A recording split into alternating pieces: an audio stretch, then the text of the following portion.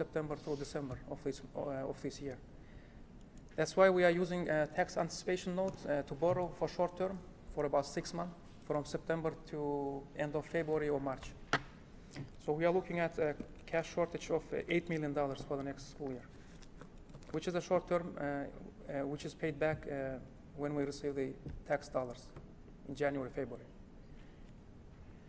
But overall, it's a balanced budget, so we end up at the same place. Our fund balance starts with $2 million and it ends with $2 million. So we are good at there. So we just need to cover those 4 months for cash shortage with the short-term loan. So on next slide, we are looking about 8 to 9 million. So we have a calculation for 9 million at 5.31%. So it's a estimated calculation how much it will cost us. We also have 10 amounts over the 3 years. So 2 years ago it was about 4.6 million. Last year it was 6 million. And next year we are looking for about $8 to $9 million. So why there is an increase? So we have a loss in transitional aid from the state. That's a main contributor for that amount, for that variance. Also, recapture amount increased. Last year it was 1.5, and next year it will be over $2 million, right? So we have extra 500,000 increase over there. So that's the second factor. Also, homestead exemption, it hasn't started affecting our revenue. It will kick in next year later on. And special aid and state comp coding also affects slightly. So that's why we are seeing slight increase. But as I said, it's a short term for only 6 months. So this week we had a meeting with our board of trustees, Dr. Anesco and Dr. Bostic, to discuss our maintenance note. So we have this maintenance note for $5 million. We're going to go into details later on, but just to give some background. So this is a note for our immediate needs, for our immediate capital needs, mainly for transportation, maintenance, for athletics, and for technology. So unless we borrow, we need to spend from our general fund, which is not supposed to be which is not aim. General fund is for our operations, for day-to-day operations. But we need to purchase some capital assets. So in short-term solution for that is just a borrow maintenance note, unless you have a bond approved. So this is a short-term solution for that. We're going to go more into details after the presentation, but these are the numbers that we are looking at. So 35% projected for transportation, 27% for facilities, and so on. So I put the details on the chart.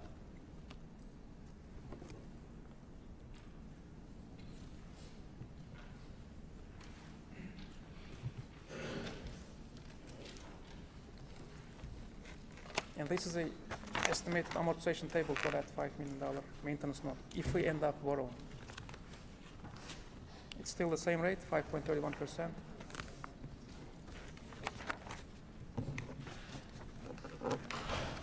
So that's our overall budget projection for the next year. And if you have any questions or any contributions, yeah, go ahead. Ms. Chen.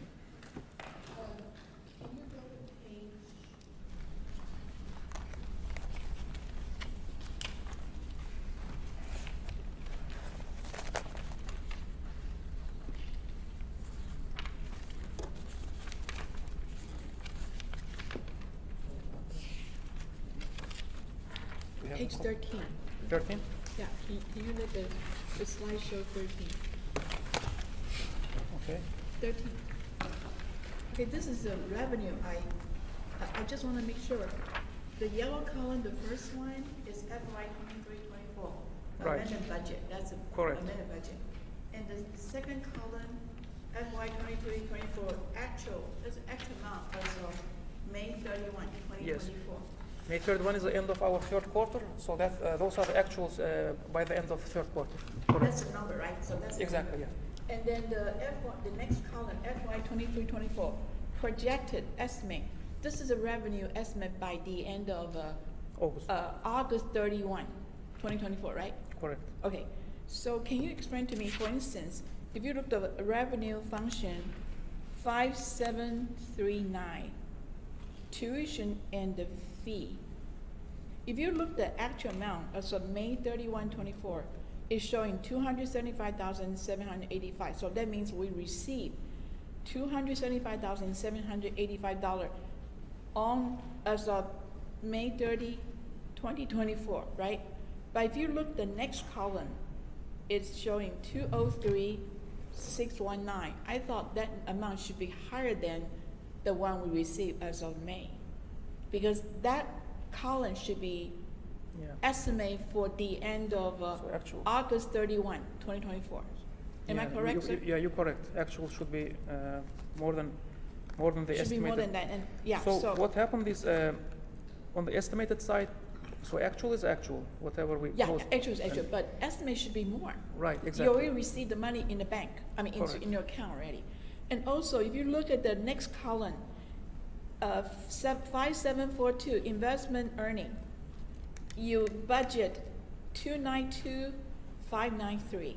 The actual receipt is $412,309.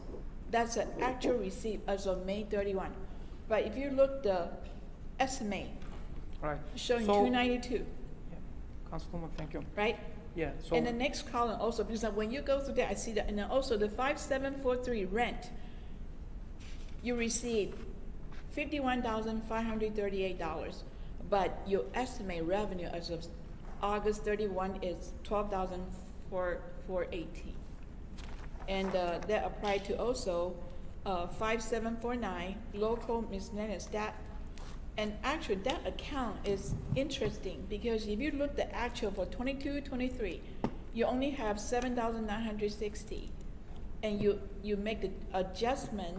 The budget is 199,733. You receive 679,880. But what your line item was that? you talk about the function 5749. Function 5749. The slides is not right. It's And 13, page miscellaneous. 13. Right. Page 13, if you see the 5749, local miscellaneous, the budget is showing $199,733, but you receive 679,880. But look at the revenue projected as of August 31, 2024 is 199,733. So it's less than you already received so far. Both of those columns were done by two different people. Oh, The column on May is probably from the financial Yeah, I statements. put Uh-huh. The column that says estimated is an estimate that I did before May. And so those are not, they're, again, we did two different projections. Because I Oh. did Yeah, that, I then we did combine. one in May, and then this one is from the financial statements. Yeah. So we were discussing with Dr. Amesco today but because. it's gonna impact your fund balance. Yeah, so, yeah. It's impact the whole thing. Right, right. So what It'll happened is- flow through. Yeah, and then also they apply to, if you see the 5929, Yeah. they also, anyway, so I just want you to know So that. we have that discrepancy in those 5 lines. Like those are small numbers, but it's important. Thank you for pointing that. Okay, another So thing, what happened is also, let me add to Dr. Amesco. so two different people doing that, but they need to check to make sure, because that impact all the funding balance. Sure. Okay, if you go to page 15, I guess it's the same problem. If you see the function 13, staff development, your amended budget is $209,349, and the expenditure as of May 31, 24 is $670,957. That's an actual number. but you overspending more than budget you're supposed to.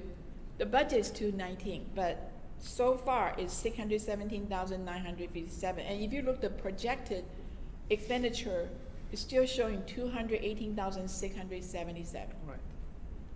Right? Yeah. That's expenditure, and also that apply to 21 function 21 is also spend more than the budget. Also, the ending balance is less than the actual expenditure. And that also apply to 31 consulting. Ending balance is less than actual expenditure. 33, function, health and the nursing service. Your budget is 6,619. Your actual spending as of May 31 is $214,096.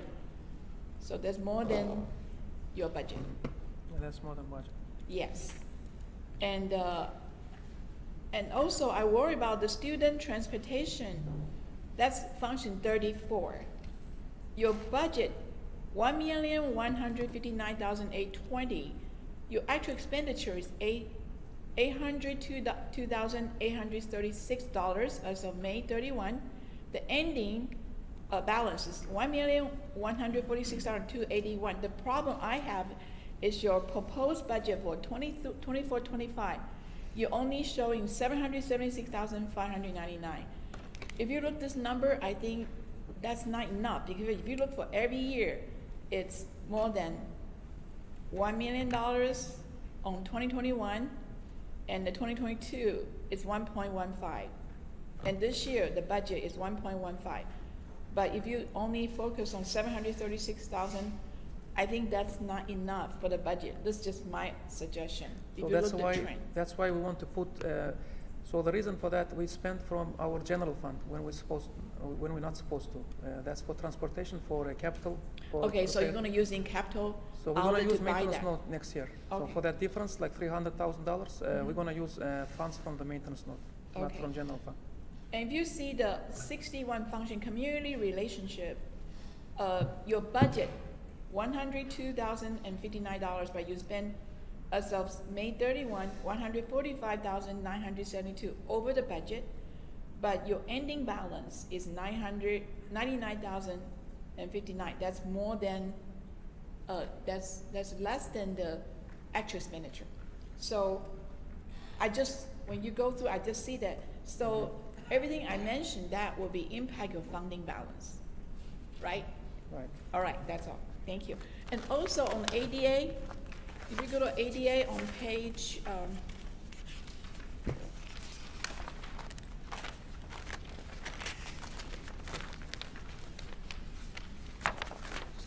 page 8, ADA.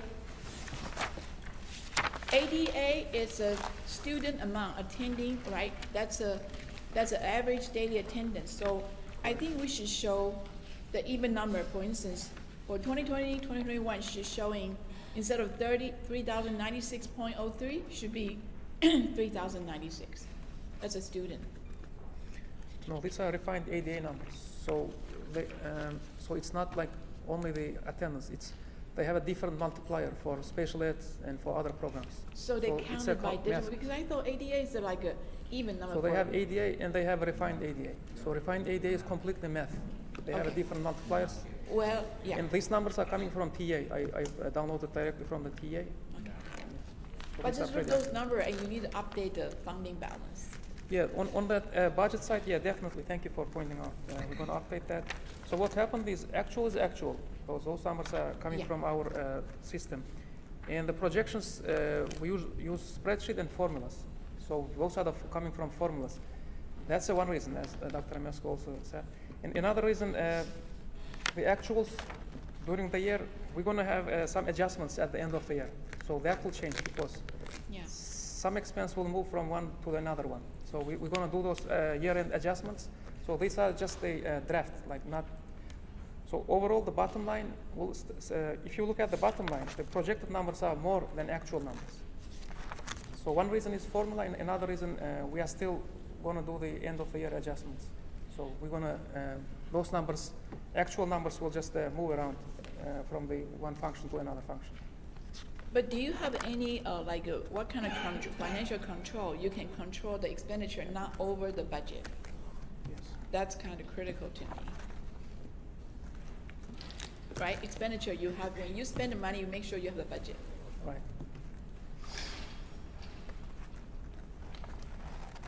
Those are good points, thank you. Thank you. Dr. Meskin, would you like to add any? additional Yes, comments? when, a couple of months ago, we had a budget presentation on the battery, the impact of the battery, and we did a projection based on what had been hit the ledger at that point in time. And so those are the numbers that you see on the projected estimated. Since then, a lot of things has happened. The financials, the actual things have been paid, and so that's the column that you see added as actuals. So those are projections, so now what we need to look at is, all right, you got more revenue, so need to add it so that you can see how you're gonna end up the fund balance.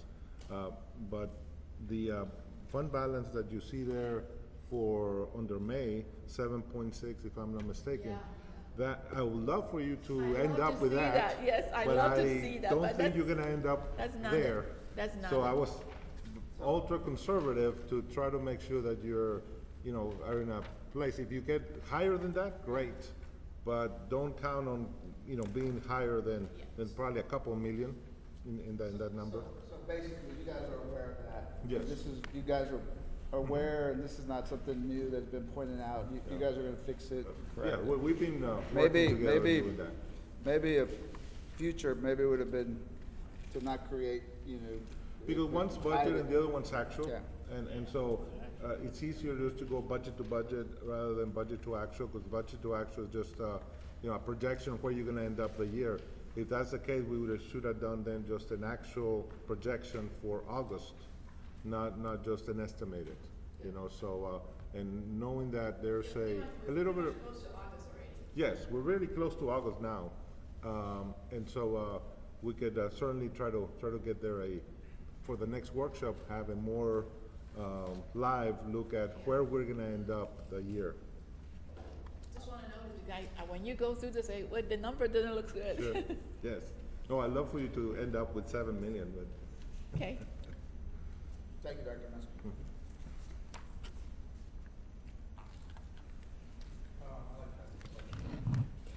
So the estimate for the fund balance ending is $2,038,353, and the proposed budget would leave the fund balance exactly where it is, $2,038,353.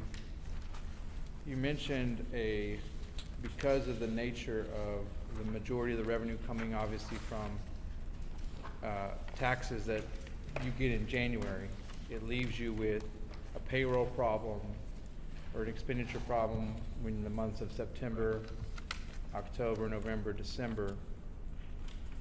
It's my understanding that the best practice, it's something to strive for, is to have a quarter of your annual expenditures as your fund balance.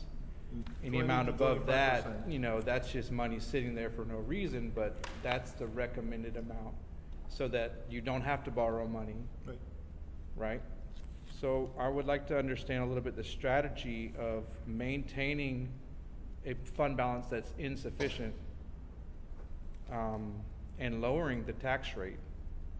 How does that put the district in a better position next year? There's obviously been a lot of factors that have been outside of the district's control, COVID, the state legislature, all of those things that have been outside of the control. One thing that this body does control is the tax rate. So why Not would? entirely, not entirely. If I may. No, please. The tax rate is a combination of what you approve, but you have a parameter of what you can approve. Okay, So you start with last year's rate, which is 8217 for the MNO side. There's a new law that basically says that we're gonna do compression rate on the taxes. As the values go up, you're mandated by TEA to lower your tax rate by the percentage that they have set in the legislation, and that's what you see in that letter from TEA that Mr. Dubron has identified. So the range this year is between .6169 and 68.55. So you have to have a rate between that range. And we have to calculate it, submit it to the state, and they have to approve that rate. What they've approved is the lowest rate at 61.69 because your values went up 10%, almost 10%. And so therefore, you are at the lower end of 61.69. So you have to do that. It's not that you cannot not do that. You have to do that by state law. Then the next thing is you have 5 pennies that the board can approve up to 5 pennies without an election. But you have had an election for another 12 pennies, so you can add to that number 17 pennies. And that's it. You can't go higher than that. There's no opportunity to go higher than the 61.69 plus 17, which puts you at 78.69, and that is your max. You can't go any higher than that. You would be violating the code by increasing it any further, and so because you're capped, there's no way to do that. And every district is in the same situation. We're not unique in that sense. Every school district has the same requirement to do that. Understood. On the maintenance and operations side, the max was about $1, $1.05. 105. 105. So most school districts around the state were around that. And then the rest was in the interest and debt service. Since House Bill 3, with compression that the legislature passed, every year's gone down. And that's a mandate, and it's an effort to eliminate maintenance and operations taxes across the state for all school districts. Right, they've essentially eliminated true local control.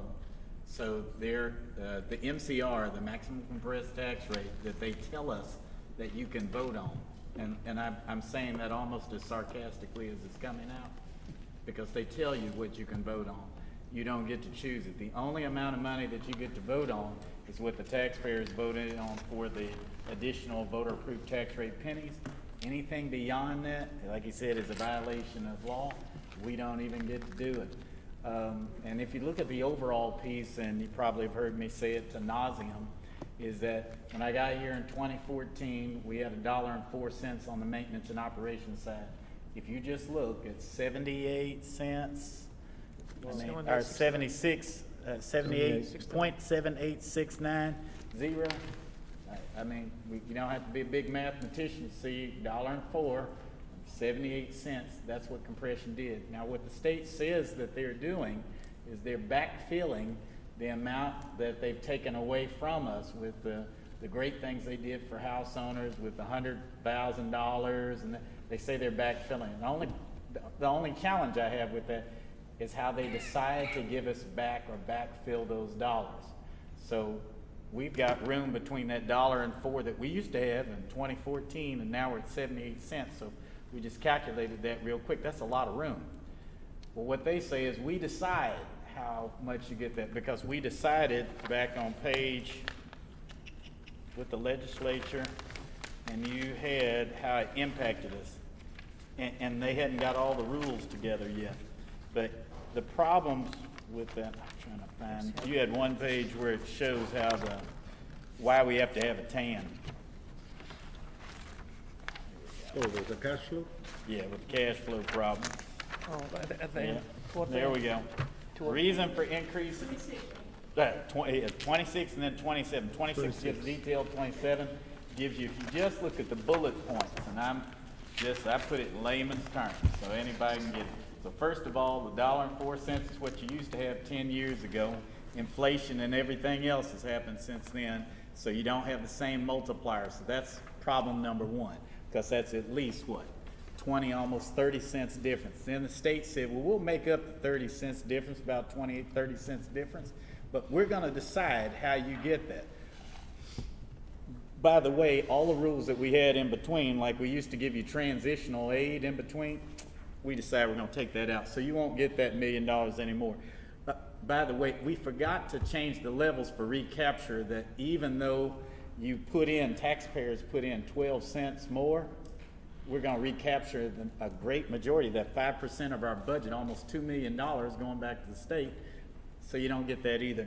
By the way, impact to homestead not yet applied, forgot to tell you that. So when we lowered the tax rate and we gave the additional $100,000 back, I had personally, and I won't say any names, but I had wonderful members of our constituency call me and say, you know what, I didn't even pay a tax this year.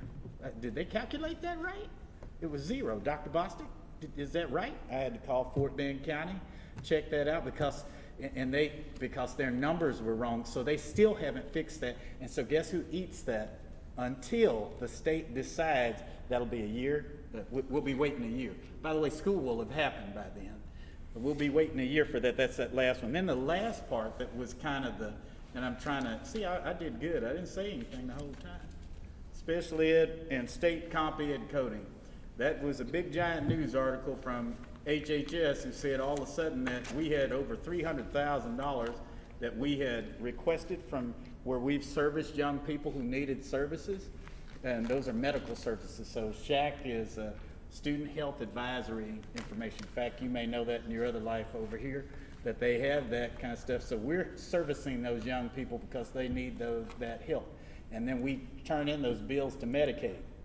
Well, they cut those back. They cut them 63% from what we turned in for an invoice, 63%. And so since they're cut 63%, we still need to service those babies at 63% or 100%? Or 100%. So since we have to do 100%, that impacts our budget. Okay, just want to make sure we kind of get it on there. And so what happens is, and all that ties back to this part with cash flow. I'm going to get all the way back to your $2 million question. And so we've had this trend, if you go back a couple years, because legislative sessions go 2 years at a time. So they had started to do some of this, where they started to compress the tax rate. And it's gone back now, how many years, Doc? 3, 4? 4 years. So they started doing that all during the time of COVID. And this year, some of the newest legislation that comes out, period, is one of the first things on the ballot is to see if they can try to cut M&O tax rates completely. So I'm trying to figure out why there's a need for us to even have meetings anymore, because once they cut the M&O tax rate, you won't have anything but debt service, period. And debt service is the only thing you'll be able to control, which, by the way, is controlled by the voters.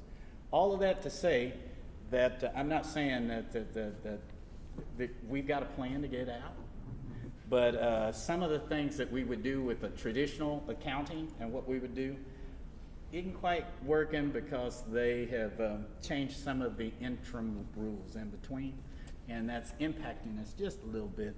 But we figured out a way to get around it and do it legally, and we're probably in a better position than a lot of our colleagues who are kind of catching some of where we started on the back end. They're just now catching up. They're in that cutting a whole lot of people. So at least we have some in fund balance. I want to say maybe 2 budgets ago, you all probably saw we had a balance one time, a fund balance projection of $30,000. You remember that? Last year. Oh, okay. So you got memory like I do, and you see that the number's a little bigger than that now. One of the things he mentioned is that basically there's a settle up afterwards. So the person came up and mentioned, well, it's $30,000, and that is shocking to everyone. Shocked me too. And we ended up at 1.8, so after you settled up. And then this year you're going up to 2 million. So what I'm trying to prove is that you have a trajectory. If you looked at your annuals, that you probably have a catch up. And Dr. Amesco is right in being conservative and saying, yeah, we're going to give you a balanced budget and we're going to just project the same amount of money. But if you looked at trend analysis, he's smart to say that they're both smart to say it's going to be the same. But if you look at, you had 30,000 and then ended up being 1.8.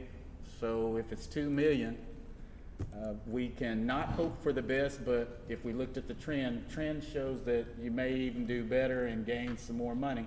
But with all of these other variables like recapture, which changes month to month based on what our attendance rate is, what our enrollment is, it may not. Let me go back and let y'all do the presentation. I'm going to go back to being a hermit and just be quiet. All right, keep going. If I could just finish the question, I appreciate all the explanations, it's really helpful.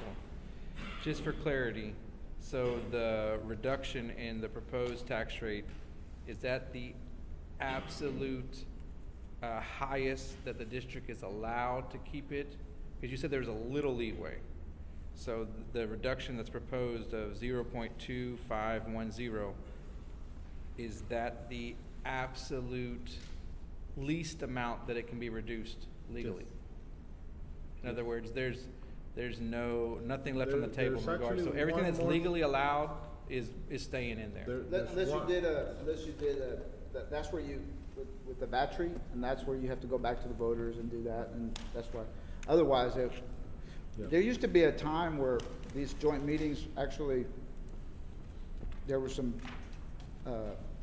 because before the rules changed, we could actually decide what that number was, right? If it was gonna be $1.02, you know, or 98, like, and either reduce back to the taxpayers. Today, after House Bill 3, that's all calculated for you. Yeah. So the only leeway we have is on the debt service. And that's what former President Caldwell was mentioning yesterday, that this body over the years has done a great job of reducing the debt obligation to the taxpayers on the debt service side, because we've managed our debt, we've paid back our outstanding bonds, we've done those things in a methodical way that we've been able to do that. That's what we can control. Thank you. That's a maximum, there's no leeway around that. There is one additional that, it's an unusual situation. We had a hurricane, and when you have a hurricane, you have disaster pennies that you can do. We've done But that. here's the challenge with that. If you were to add a penny, we have to give some of it to the state anyway. So why would you assess it and then give it to the state? You're already in recapture. You're already in recapture at over almost $2 million. Give it to So anything more that you add, you're just basically gonna Give it away. sign it over to the state. So 100% of any penny for the disaster would go straight to the state, not. Not 100%, but the majority, Yeah, 90%. yeah. I mean, a large portion of it. I mean, There- because of the situation where you're at, it's just gonna, you're going, the number that you're gonna benefit from is gonna be minimal. And it's just not, the cost benefit analysis of that is just not worth, pursuing that. There was a year that there was a disaster, that we were in a different situation, and we took But you advantage. kept it that year. We kept the 100% of whole it, so it made sense for us to do it because we kept Yes, it. because you were not in recapture mode Right. at that time, so you kept the whole penny. Right. Is it because gold penny and then? Golden penny versus, Gold penny, yes, right? That's because gold penny. Right. Then we can keep it. sure. That's our gold penny. And Dr. Bassett, you mentioned some people, they did not have any tax. That's correct. Because the calculation is wrong. It is wrong. So can you recoup those tax back to the school? We will get it within, that's what we were talking about, but it won't come until next year, so Oh. the CAD So- has to recalculate, or they're calculating now, we have to do what's called a local property value study that they Excellent. go So ahead you're and gonna do. get some money We back. have already turned that in, and the three Excellent. people right here, we have already met with them, called the CAD. That's We've had wonderful. 3 meetings with them to make sure we had that, we already sent it to the we're way down the road. And what they did was admit that they needed to do it, but they have a different timeline than we do. They're not worried about the school district's budget. And when they do make the correction, it will come back to the school. Now, I don't know how they're going to I don't know if we get like back time. I think it will be just whenever they calculate it, it will start from whenever they calculate it, because they send that number to TA. They'll recalculate it. Yes. And so that's why you get, Yeah, so that the changes in the summary of finances changes every month. Yes. Right. Because things like that happen, Yeah. and so it keeps on, it's a moving target. That's right. Yeah, a lot of people tell me they did not pay tax. Yeah, They didn't know it's a calculator. They just say, "Oh, I'm so good. I don't want to call the office." They don't sorry, I wanna let you call- down loud. They're gonna get Don't send me a caught. bill. They gotta get Yeah, they caught. told me. Yes, they told me. And also, you're gonna borrow the TAN note, $9 million. 5.31, is that a final interest rate you're gonna get, or you're gonna have lower, because September. No, they're we're in gonna the lower. process of getting proposals. Yeah. This is an estimate Yeah, okay. based on current. Because September's, I heard, current, it's gonna, the So we're rates hoping that Clarence will do his magic and try Come on, to, Clarence. save some money. yes, Save some money. but there's been talk that there's already an adjustment in the market to try to think of that ahead. And so hopefully in the next week or so, you start seeing that Yes. effect. Yes. Well, good thing they're gonna return the money to school. Oh, yeah. President, I'm gonna switch gears a little bit. On page 28, I watched one of your meetings where a report was given on the technology. And from hearing and listening to that meeting, 600,000, is that nearly enough for what needs to be done in this school? I know. This maintenance note would be for some of the most pressing immediate needs. It's not nowhere near what the, you know, when we've done our workshops and we did our needs assessment and we're doing all that, that the actual needs are far greater than this. This is one of our strategies for that. So yes, it's not. Yeah, because, I mean, from my understanding, the system, there's not communication between the schools and it just hasn't been maintained to the level that they can access each other. So I think that's pretty important and vital for the school to be able to have that in place for effective teaching and learning. Councilwoman Roses, you know, you hit my sweet spot. I love that. And so you're exactly right. And so this only really hits our emergency needs because we have had some deterioration of our lines, telephonic lines, and it wasn't fiber back when they put it on there, underneath the dirt in the ground. And in order to make sure that we have that safety maintained, we do things through things called E-rate, which is you get that on your phone bill already, but we get a discount based on our free and reduced lunch population on how we implement things that are on our network. And so this is going to help us with some of those and transmission of some of those lines, but by no means, not even close, not even close. This just takes care of the emergency needs to make sure that we can get safety and security met, and it will take care of, we also have some testing needs that come up because the state of Texas now requires that all schools take their assessments all online with they use iPads to do it when they take the state test. And I think it's only one group that gets to, and when I say one group, I mean, it may be life skills where they may have an option for an alternative paper test, but every one of the children that we have, pretty much out of your 3,000, let's just say 2,800 of them, they need to be using an iPad to take them. So we've got to refresh those because when we bought them during COVID, when we had that, now those machines are getting to what's called end of life, which means they're stopping some of the updates on them. Some they probably have another 2 years max, but they're end of life and end of life. Yeah. So what would fall, facilities and maintenance, is that for the HVAC? I know that's been on its last leg especially last summer. The HVAC is a part of it, big chunk of it. HVAC and then floor and then ceiling. Mm-hmm. Some of them got damaged from the hurricane as well.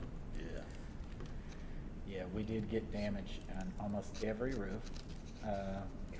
So we have been working, this isn't in our budget, we've been working with TDM, Texas Department of Emergency Management, and FEMA. We filed and requested $1 million, $1,037,000 on day one. When I was out here walking with the CFO and myself, we were out here walking, we requested that money, but as you know, that's a process. And so we'll have to file to try to get some of that back. But a lot of it's HVAC and Like you'll notice, we had some challenges with our lawn. Our lawnmowers are broken. We do use them all the time, so we rented some.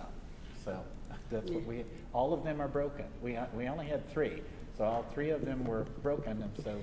Let me ask you this, Dr. Foster, because I remember, and I don't know when it stopped, but the school used to get the services from the city to That's mow. correct. Someone asked. When did that stop?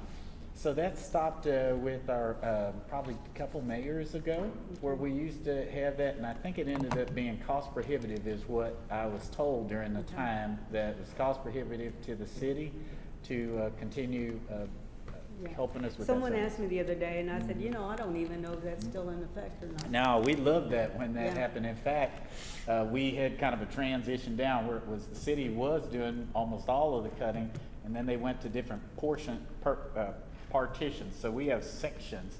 We've sectioned out section 1, section 2, section 3, section 4, section 5, all around the school district. And so then they would cut larger common areas. And then I guess that was too much for them to continue that cost burden or whatever the price was. Yeah. And so they kind of handed it to us. It's kind of like we did something similar with SROs where we didn't used to pay for it, and then it kind of shifted.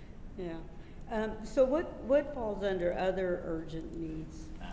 Yeah, so under urgent needs, some of it is still a technology, 150,000, and some of it we have already spent money for the capital assets. So last month, I believe it was in June, we had a resolution in our board meeting. If we end up getting the maintenance note, we're going to reimburse our general fund. So we already spent some of that. So just as a precaution, I put that over there. So we'll be reimbursing part of that, and some other parts, as I said, technology. And overall, it's just a And some of that is five. targeted to be added to the fund balance. Right. So you can start building it up. So about big chunk of that 730,000 will get back to our fund balance once we borrow money. And on a personal note, I just want to say I'm so happy that the tree didn't fall into the community center. It fell the other way. Amen. That was a big tree. They all That's fell big. on It was a yours. blessing from That somewhere. was That was My big God. tree. Big tree. I do have a question for Dr. Mesbrook, and it's for you because you mentioned it before, and I know we want to make sure we stay on time, but just a quick question. You had previously mentioned to us during one of the meetings that, at least your estimate, I'm not going to hold you to it because I know it was just a guesstimate, but educated guesstimate because you're very, very bright.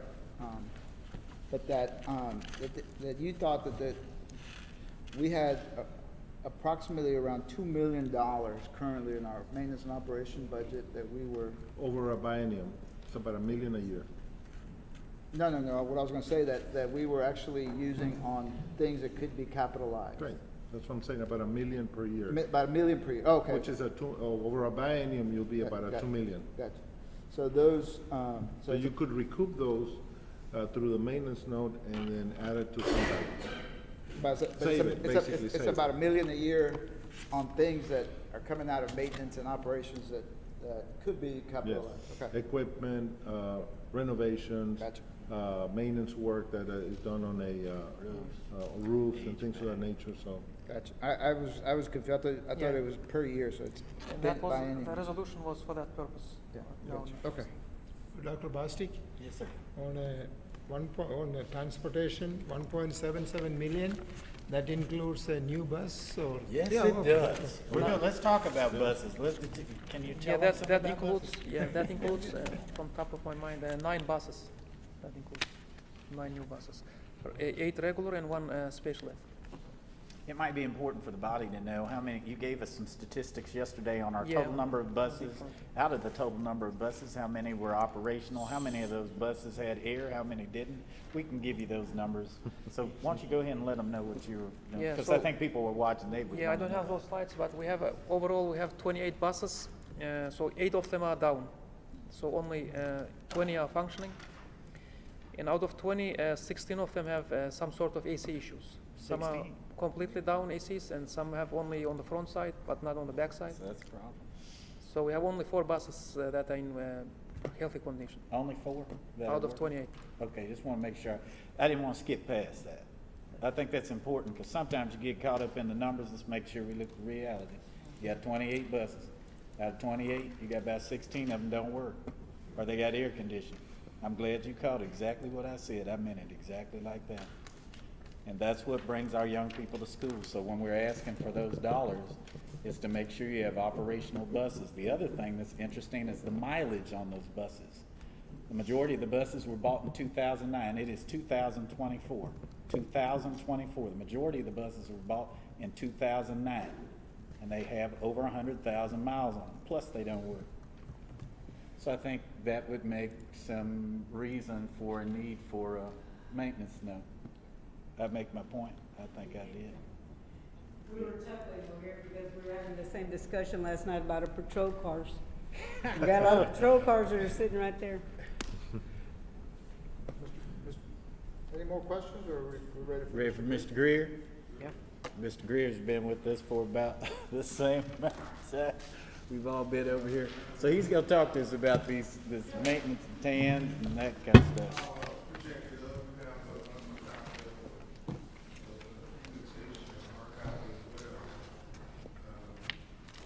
You have any additional ones? Okay.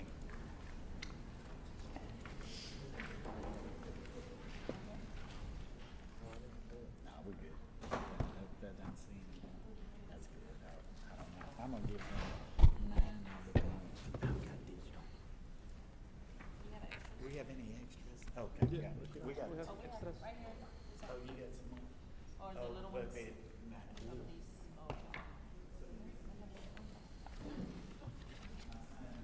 Haven't seen dinner. I have it in my computer.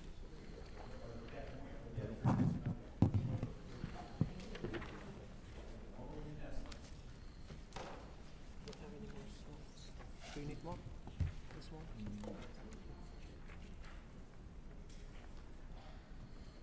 Okay. Interesting. Oh, when you.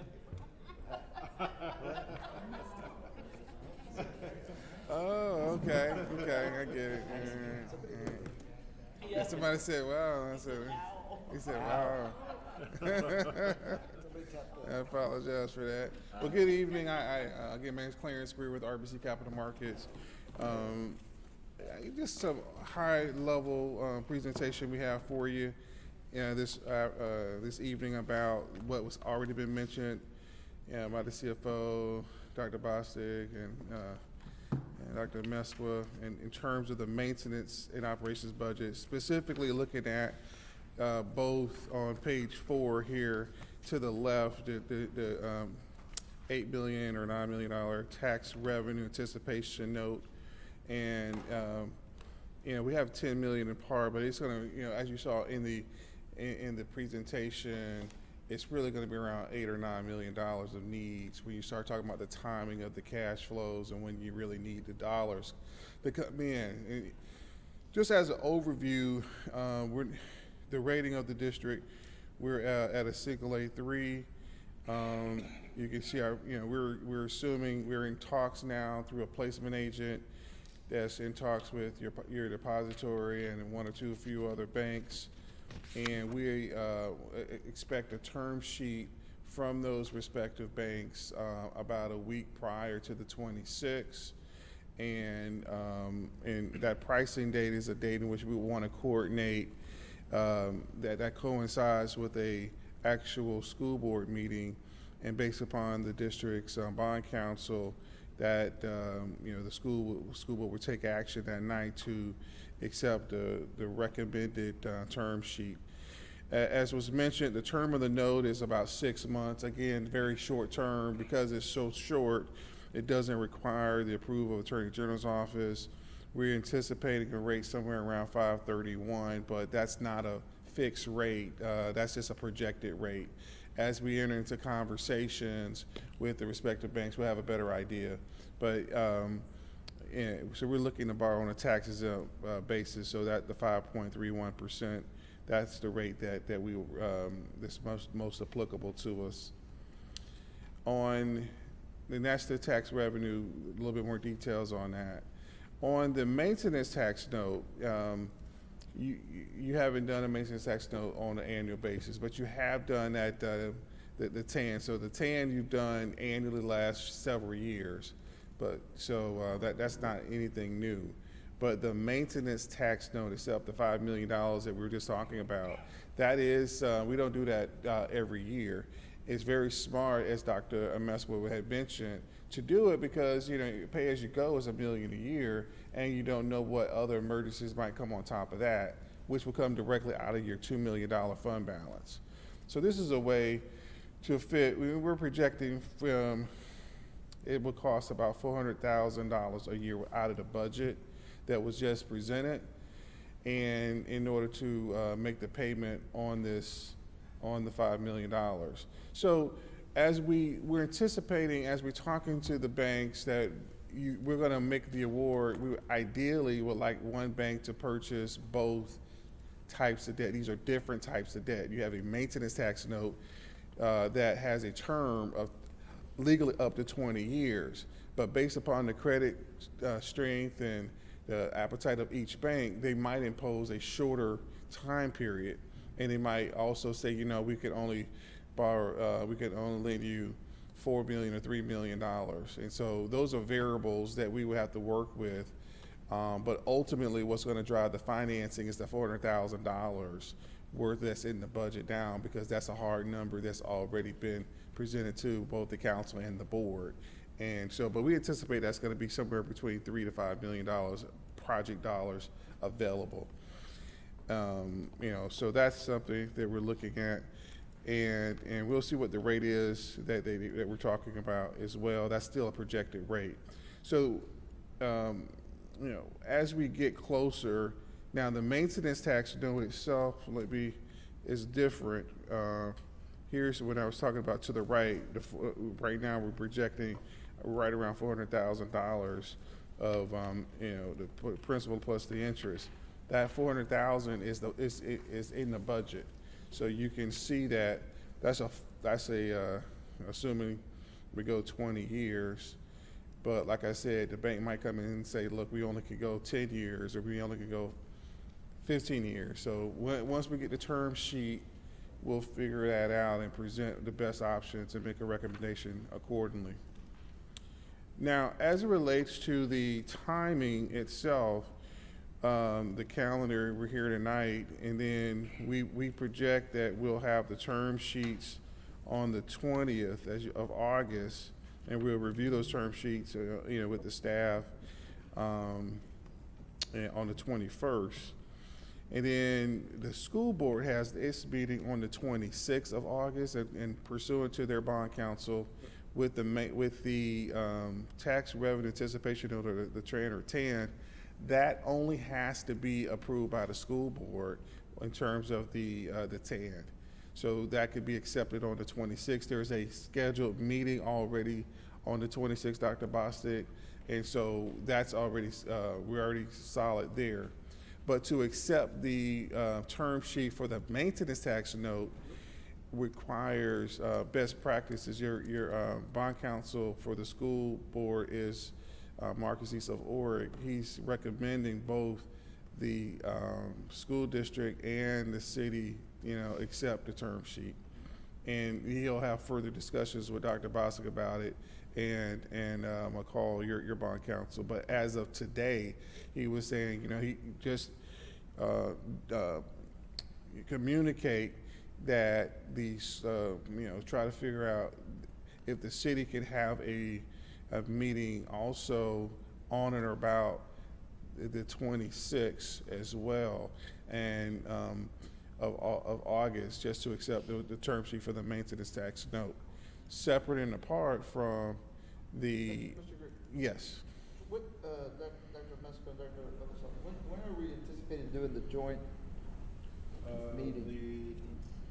The last week in August, I believe, is Joint meeting, you mean? a joint meeting to approve the budget. Yeah, I believe that we're targeting the 26th. So it could be done the same So it can be done at the same time. day? Okay. So it's if not there's a- that, it's if the not an 26 extra is meeting. joint, it solves the problem, you know, just that, you know, that's perfect then. Because it has to, the budget has to be, and the tax rate has to be approved first before that.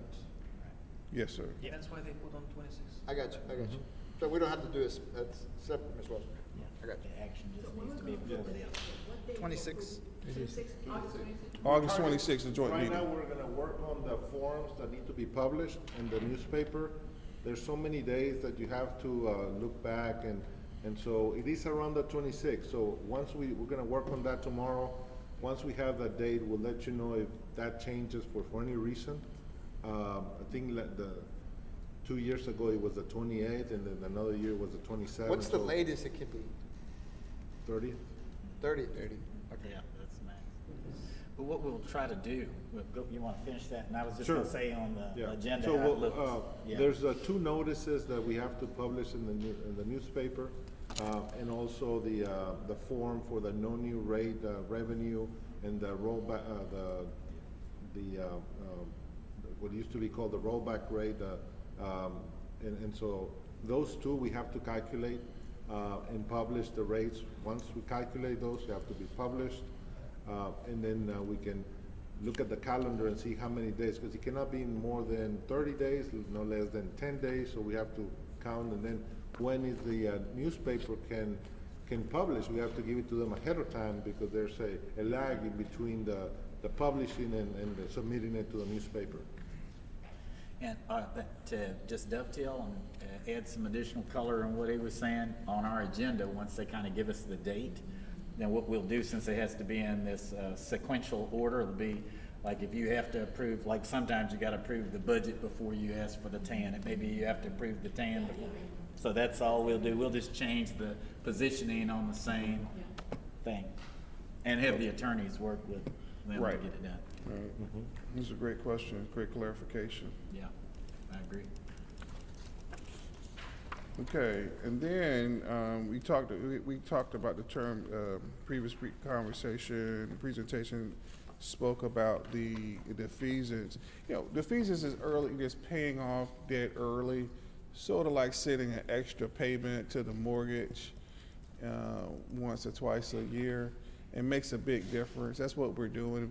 We're sending an extra payment toward the outstanding debt, and in so doing, creating an obligation, and we're saving taxpayers money in the process. And so, what we're in the process of doing, and we'll kick off next week, is this board and council authorized the early repayment of debt of up to about $2 million of par amount. And so we'll be taking that action over the next several days, paying off debt early and saving taxpayers several $100,000 in the process. For fiscal year 25, similar to the previous several years, we, as Dr. Mesquith noted as well, that I think the par amount is going to be somewhere upwards of $3 million of the early repayment of debt. You know, that's driven in part by the actual taxable assessed values, and since the values of how they're coming in, that basically determines the amount in which we could send an extra payment to the mortgage company, if you will.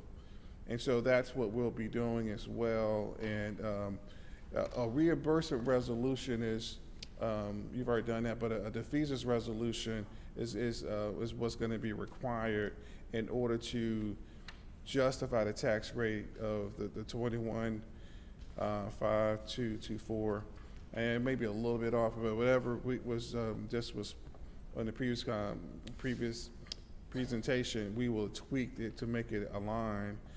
But there will be an action item on the joint meeting on the 26th to authorize the early repayment of debt or cash defeasance. And that also has to be done in sequence. So before you actually adopt the actual total tax rate, we will have to create this, go ahead and pass this, we call it a cash defeasance resolution, and pass that prior to adopting the actual tax rate on the M&O side and the INS, certainly on the INS. So those are and we'll get all the sequencing done, but the authorization will be another action item for the joint meeting later this month on the 26th or thereabouts. And we looked at the capacity just as a point of reference. We just try to, let the board and council know that the school, based upon the updated values, that the school board continues to have a voted bond capacity of $75 million. How the city council and the board wants to access that is a totally separate conversation. We just wanted to demonstrate that without any tax rate increase, that the Stafford can actually sell $75 million without any tax rate increase. So that's pretty substantial.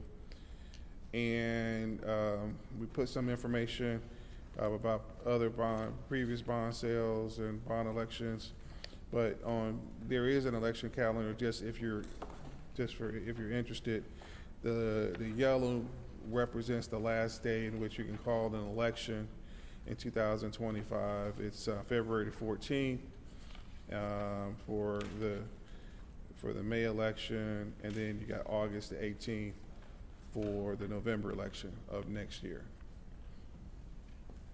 So just as a point of reference. And I think current market is in flux. There's a lot of things going on, but you have that there for your personal consumption. I'll stop and see if there's entertain any questions.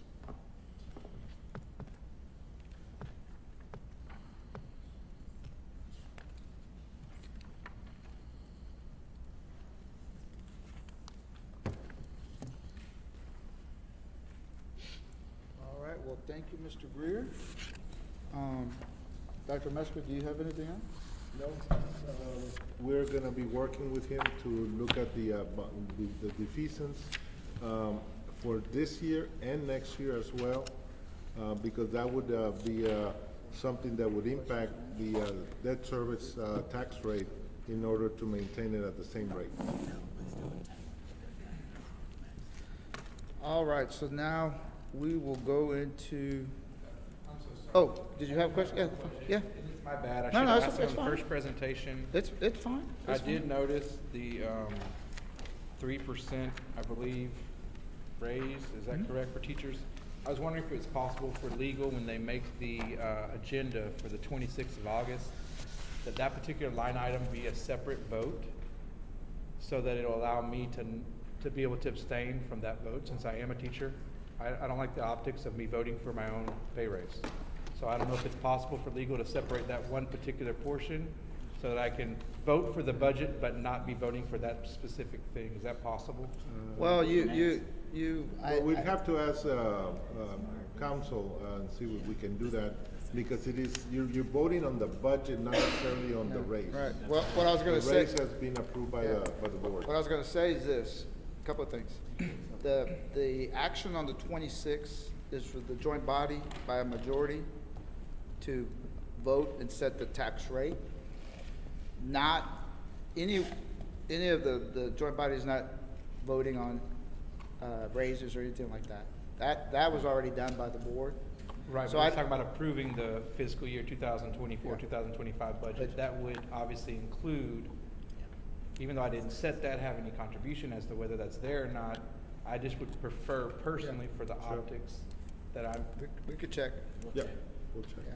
I don't think there would be a conflict, but no, I know we've received a legal opinion that I would be able to, I don't have to abstain. But there are members of the public who are alleging that I'm voting for my own pay raises, which is false, because there was no pay raise last year, for example, in the budget. And this year, if there is one, I want to not be voting for it, so I can continue to say I have never voted for a pay raise for myself. duly noted. Any other questions or? All right, so we'll go into agenda item number 4, which is public comment. I have received two requests. If there's any more, please don't be shy. We'll start off with, just as a reminder, you have 5 minutes to present. I'll give you a warning at 1 minute. So first of all, we have Mr. Joe Longoria.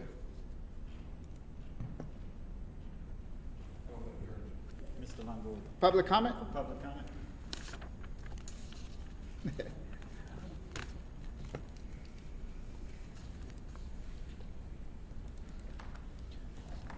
Mr. Longoria, what I was saying is that you have 5 minutes, and I'll give you a 1 minute. 3. Can we suspend the rules? Thank you, folks. Thank you very much. It's great to see both bodies together. My questions and comments are more so not towards figures or an explanation of dollar figures, but more the who, why, and what, and how on the budget items. I've got to first of all indicate that the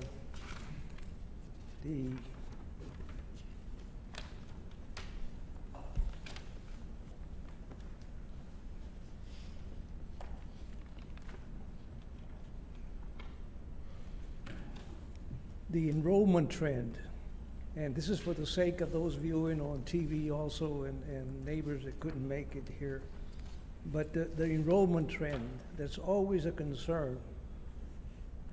And to see that it kind of trickles, or the projection is that it'll trickle down a little bit in 2024, 2025.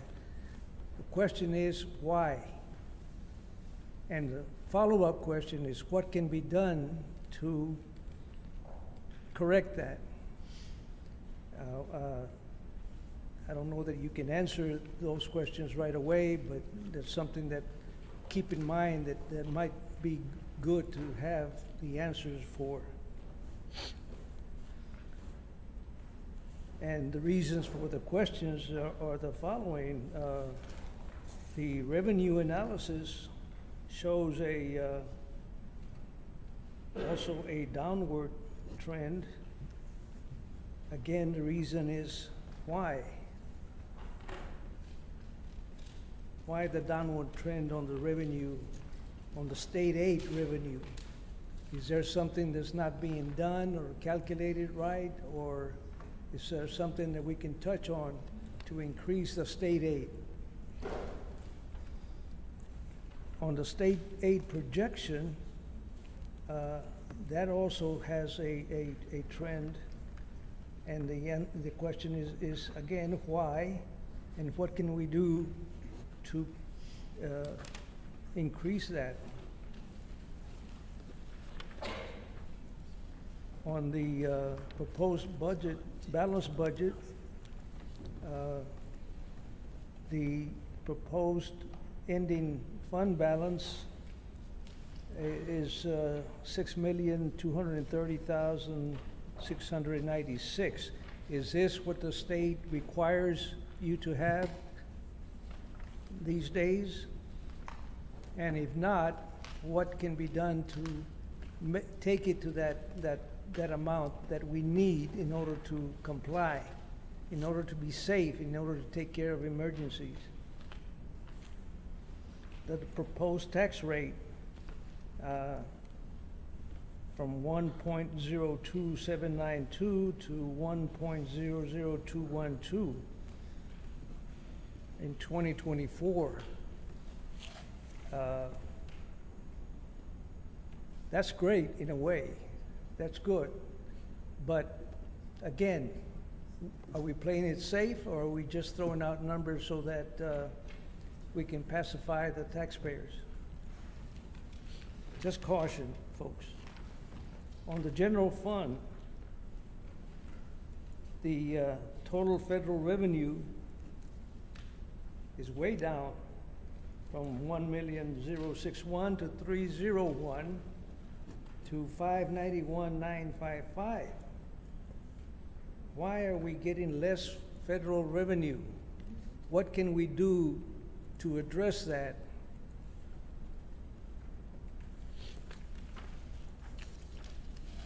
On the Robin Hood, on the next page, on the Robin Hood payment to state, Got 1 minute, Mr. Longoria. pardon me? 1 minute. 1 minute. 1 minute? Oh, wow, I got so many pages to go to. Again, the Robin Hood plan, we're wanting, or we're projected to pay a heck of a lot more. Again, the reason is obvious. It's attendance, obviously. Maybe one portion of the answer. I don't know what the other answer is, but attendance. We got to address attendance. Why are we having to send that much money, and what can we do to fix that? Which leads me to the expenditures by major projects. 10% for miscellaneous operating expenses. What are those miscellaneous expenses? I've got more pages to go, I'll but make a motion to. I guess I'm out. I'll make a motion to extend speaker's time by 3 minutes. Mainly, it's for these items, it's mostly why and what can we do? We want to be part of the solution, not the You problem. can continue for 3 more minutes. Second? Is it? I'm sorry? You can, there's a motion to extend your time 3 more minutes. That's fine, great. So the other thing I would tell you, any of the questions that you have, if you want to write them down, we'll be able to capture them as well. If you want to continue asking them, that's fine. If you have others, you can also submit them, and we'll get you the answers, and we can share with the group. It would have been great to get this documentation before the meeting, and I wouldn't Yeah. take so long up here. No, understood. On the positions, budgeted personnel for schools, I see the high school and the STEM school and the middle school. I don't see the elementary school in there. Did I miss it, or am I missing it, or is it here somewhere? On the budgeted personnel for schools page, I don't see the elementary in here. The reason I ask about the elementary is because at the workshop number 1 that you all had, it was indicated that we're losing 100 students from the elementary. My question, I wasn't here, but I was watching it on TV. My big question right away was, where did they go? What do we do with them? Do we have any kind of resource to follow up with these kids that we're losing, that are not coming back? We need to tap on that, because we got to fix the problem. We got to know why. Anyway, the other thing is on the associate athletic director and the directors. The athletic director, we have 0.6 on each, and then further down to see admin assistant. Do each one have an administrative assistant? If so, is that needed for both? Couldn't one do the job? I don't know, I'm just asking. You have 1 more minute, Mr. Longoria. Okay, thank you. And on the interest in sinking, the maintenance, I was going to ask the gentleman, I think he's gone, but we went down from A1, I think, to A3. Why? What caused that? Can we address that? What can we do to get back to a good rating? And is the cost for borrowing going to affect our bond rating for the following year, for our future? That's all I have, folks. Thank you very much for giving me the extra time. Thank you, sir. We've documented some of these things, and then we'll circle back with you. I think Dr. Bostic had a couple of points of clarity, so. That's exactly right. So the board and council can't actually respond to public comment as you can in other spots, but I'll say generally on most of these, that from the enrollment trend, the why and what can be done on the enrollment trend. So there is several suggestions out for attendance. There's several suggestions. In fact, one of our councilmen actually gave a suggestion that we went out, and several people have taken a look at that to try to help out with attendance and trying to get people involved and to come back more to schools.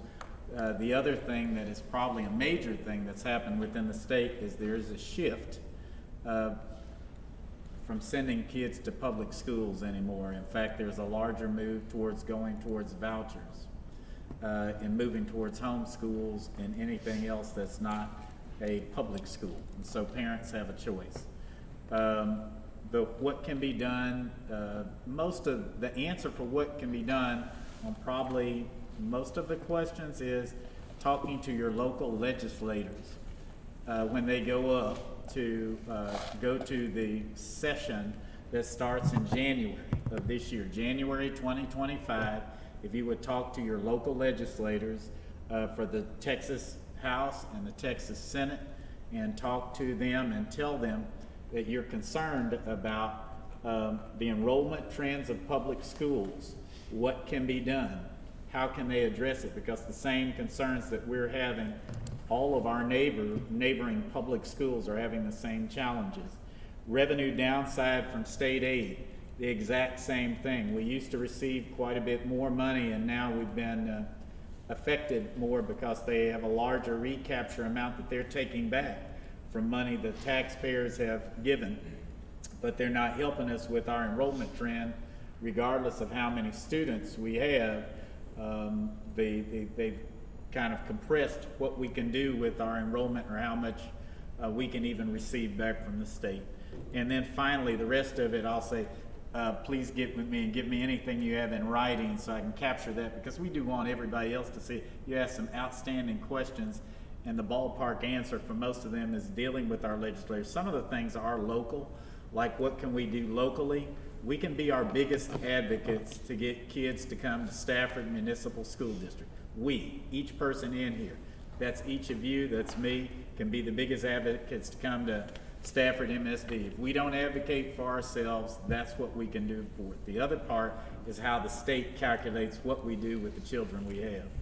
The positions in the elementary, we can look into, maybe that wasn't in the presentation, maybe that was left out, but we can add that back in if it wasn't there from this time, so we'll add that back in. And then any of the other questions you had, Mr. Longoria, of course, we would love to have those so we can capture them and talk about them, but the majority of that is to be our biggest advocate for getting enrollment here. And then the enrollment trends and the revenue trends, because that's driven, as you said, you already got it, because of attendance and because of the enrollment. So you have to have the children here, plus they have to come to school. And so we have more people are choosing different options for school instead of public schools, and that makes us have a lower number. And then the students we have, we want to try to keep the attendance up for the kids we do have. Because we have a higher attendance, we can capture more of the money that would stay here. And without that, because our property values are so high and we're property wealthy, we'll be sending money back to the state, and they keep raising the amount we owe every year. Thank you, Dr. Bostic. Next speaker for public comment is Ms. Lana Hosing. Ms. Hosing, you have 5 minutes. Let me know when you would like to start.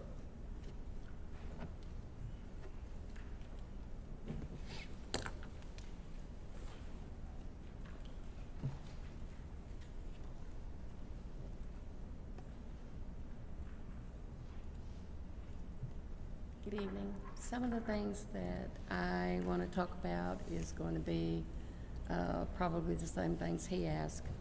One of the things that really bugs me is to make sure that our buses are in top-notch shape, because I came from a small town and our buses was the most important program that we had, because there were so many small students and smaller communities that came to our high school because they couldn't afford to have schools in their own communities. Another thing that I feel like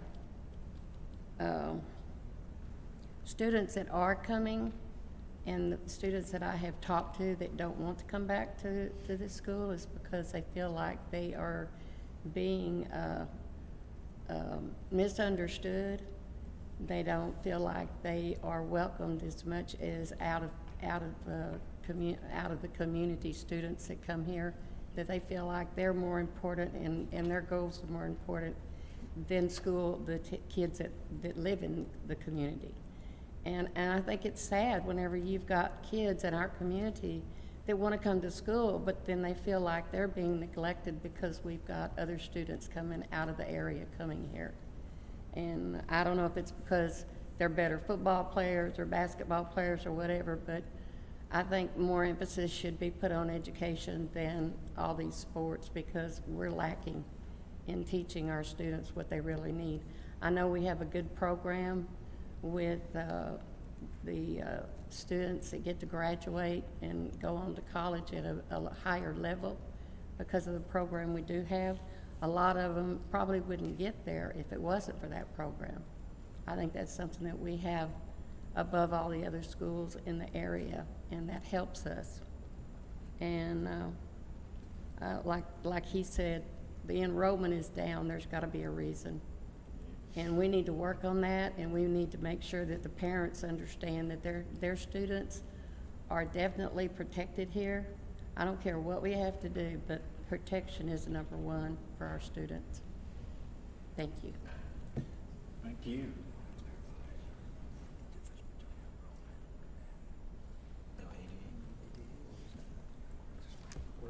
Thank you, Ms. Hosing. All righty, so we are finishing up early. I appreciate everybody's participation today. We do have a little bit of extra time.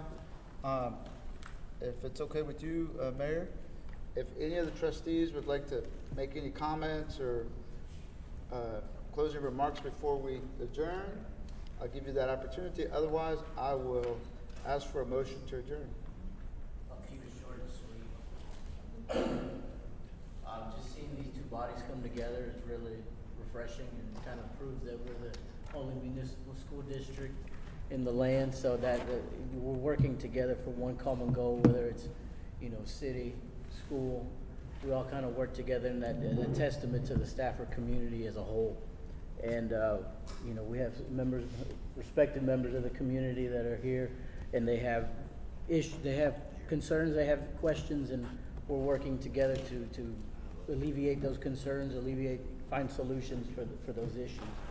I wish there was more of y'all here, but they're probably watching at home. But just want to thank our colleagues from down the street for coming and joining us, and look forward to another budget workshop meeting. Thank you. Anybody else? All right, so All right, I will, you want? No, yeah, not go me. Anybody from the city side? Okay. I want to make a comment. With the hurricane that came through, I have to give recognition to the trustees that came together to try to pick up the limbs and the trees, because they didn't want, especially at the ECC, because they didn't want the children to be shocked by what looked like a war zone.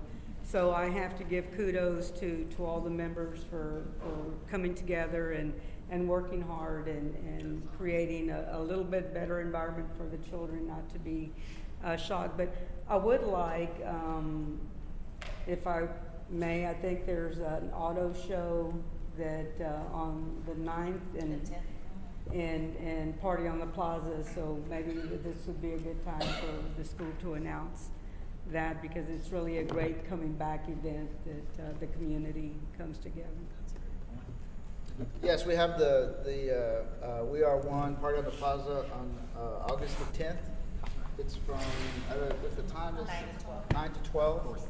Hopefully get to see all of council there, and the trustees, as well as all the members of the community to usher in the new year, or the back to school year, so I appreciate that.